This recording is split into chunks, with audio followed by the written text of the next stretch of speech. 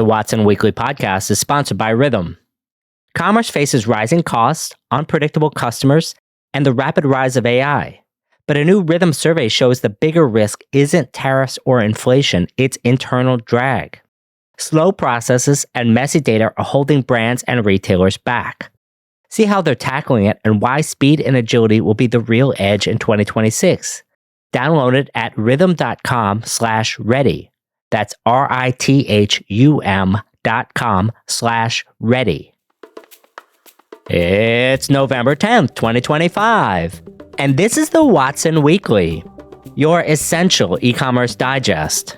Today on our show, implications of Amazon working with OpenAI and ChatGPT. Shopify reports great Q3 earnings. Some of the worst mistakes I made first time as CEO. And Klaviyo's earnings answer some key questions. And finally, the Investor Minute, which contains 5 items this week from the world of venture capital, acquisitions, and IPOs. But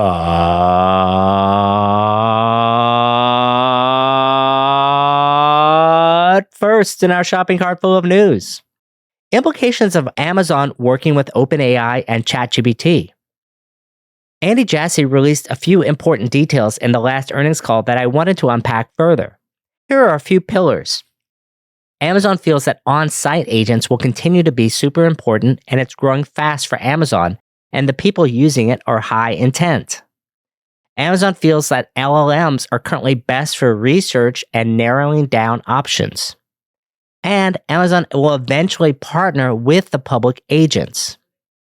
Let's start simply. This is very similar language to what Shopify used when it said that we're speaking with Amazon about Buy with Prime in checkout and the world freaked out. So an agreement is coming soon, it's only a matter of when. Regarding the role of agentic in commerce, here's my take. Agentic research and finding is an acceleration of digital influence on purchases which can happen anywhere. Considering there hasn't been agentic commerce for more than 5 minutes ago, I expect this to be the bulk of things for quite a while, despite the growth of commerce.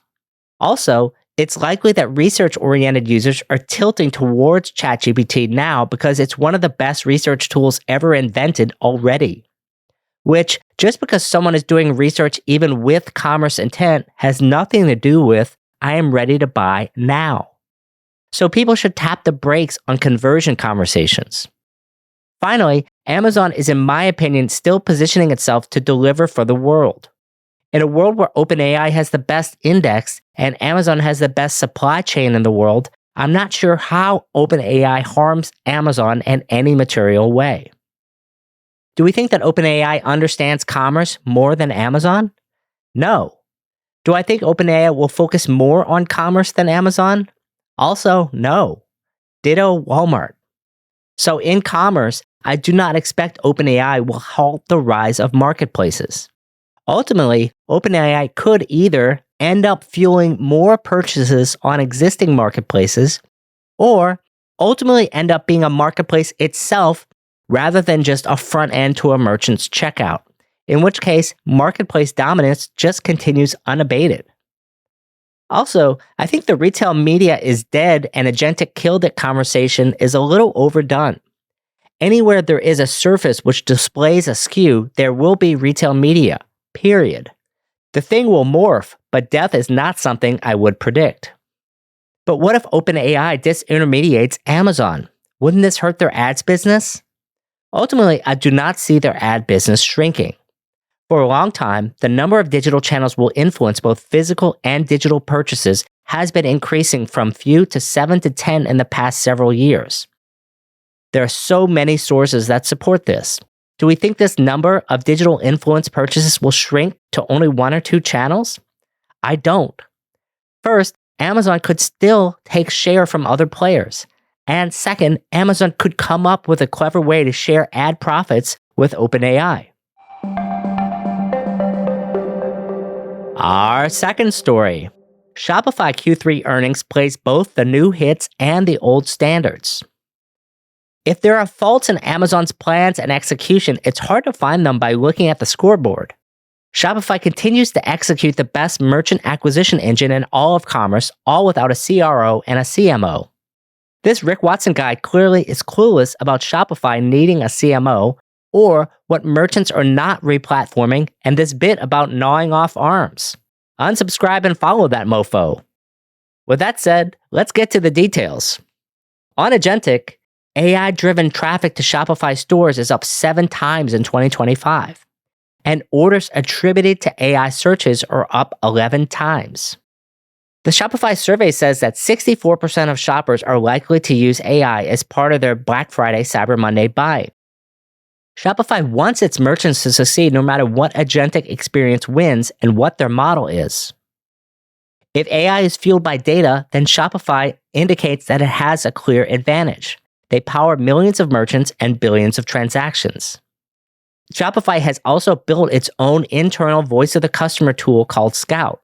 Any product manager, designer, or engineer, or anyone can actually ask a question and get grounded answers in seconds. As far as the new hits, Shop Pay in Q3 processed $29 billion in GMV, up 67% year on year. It's now processed over $280 billion. Shopify Payments penetration hit 65%. International GMV grew 41%, and Europe's revenue share reached 21% of global revenue in Q3. Shopify has signed Estée Lauder. This is a big one, and they've been waiting on it anxiously to come in.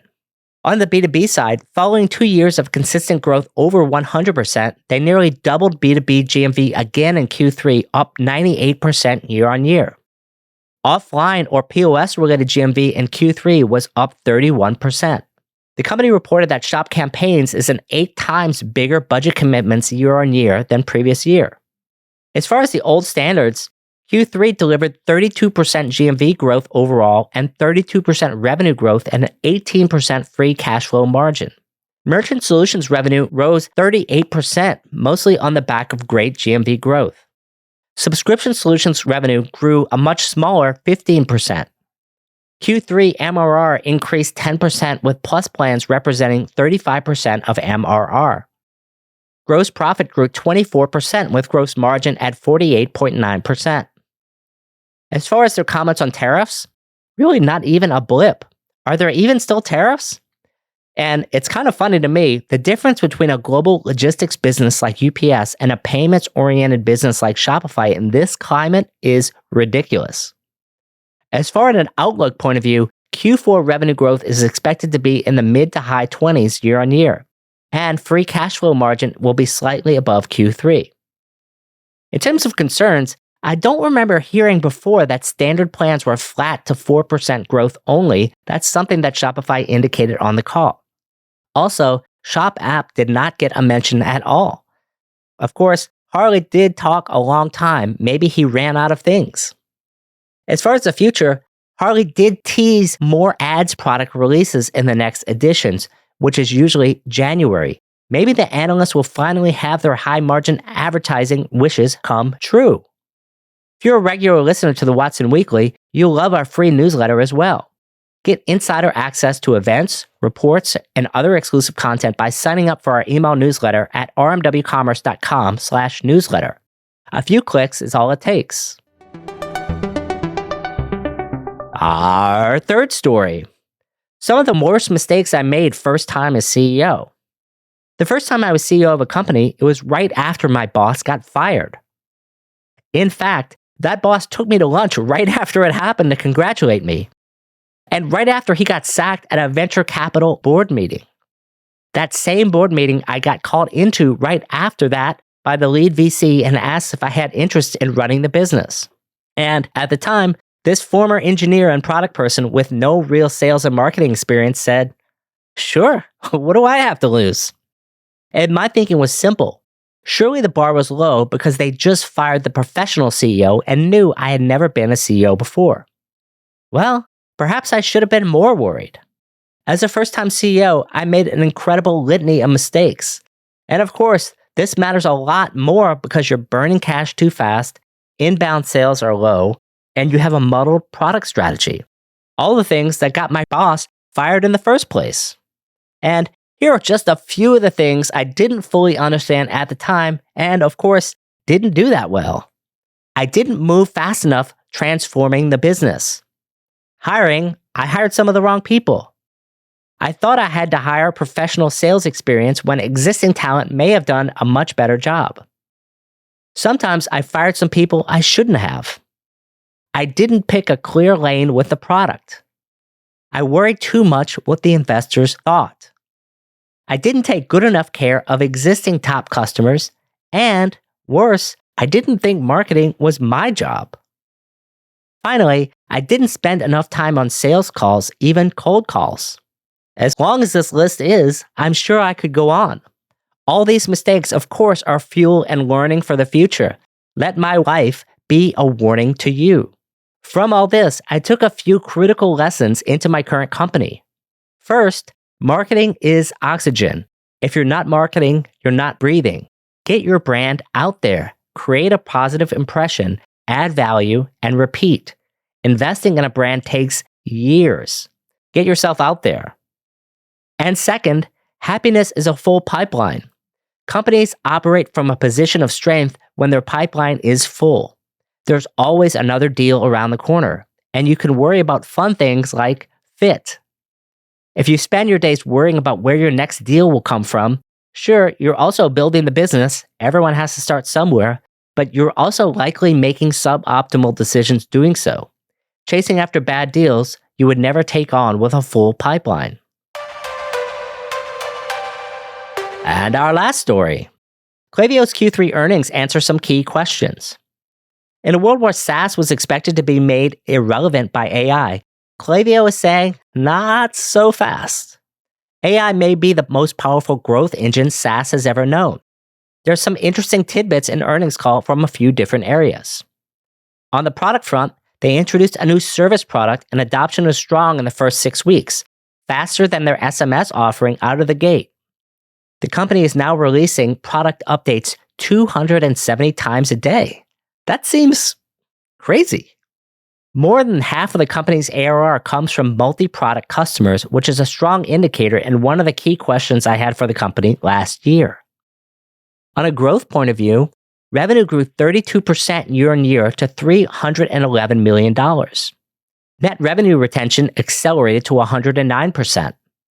The company added 7,000 new customers, bringing them more to 183,000 customers, up 17% year-on-year. Revenue outside of Americas grew 43% year-on-year. EMEA itself was up 48%. EMEA and APAC now represent more than 35% of the company's total revenue. And the company now has 3,563 customers with over $50,000 in ARR. That number is up 36% year-over-year.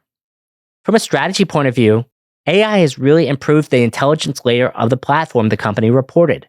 How is that? Really 3 reasons the company mentioned. First is that they can do work for businesses that they don't have time for.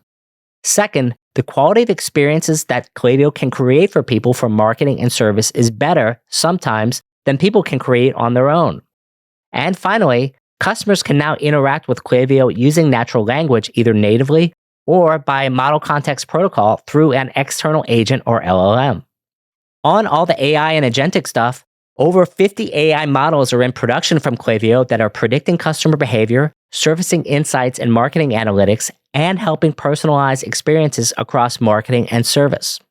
The company has introduced a marketing agent, which is like adding a solid marketing intern to your team, working on leveling them up.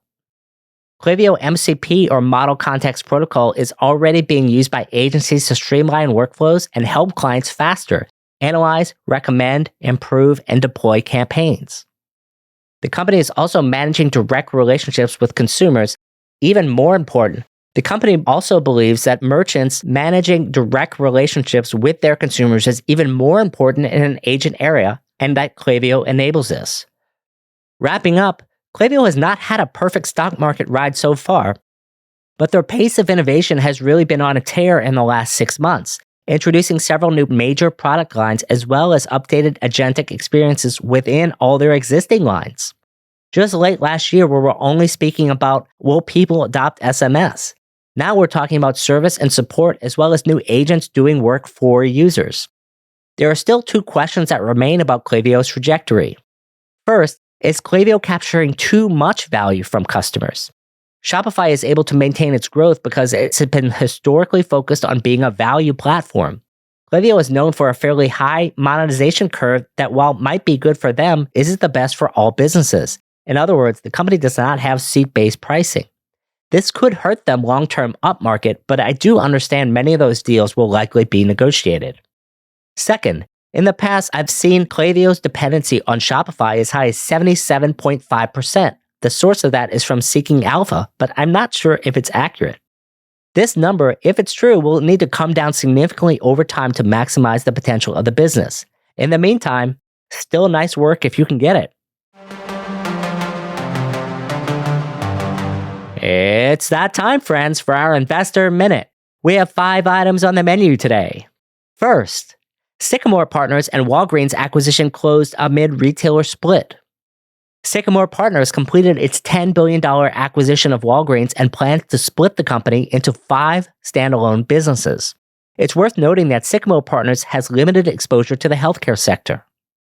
Second, Augment raises $85 million in Series A funding.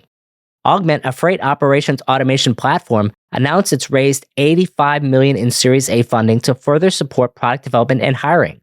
Congrats to friend of the show, Harish Abbott, on that achievement. Third, Dick's Sporting Goods completes acquisition of Foot Locker. Dick's Sporting Goods announced that it's completed the $2.4 billion acquisition of Foot Locker.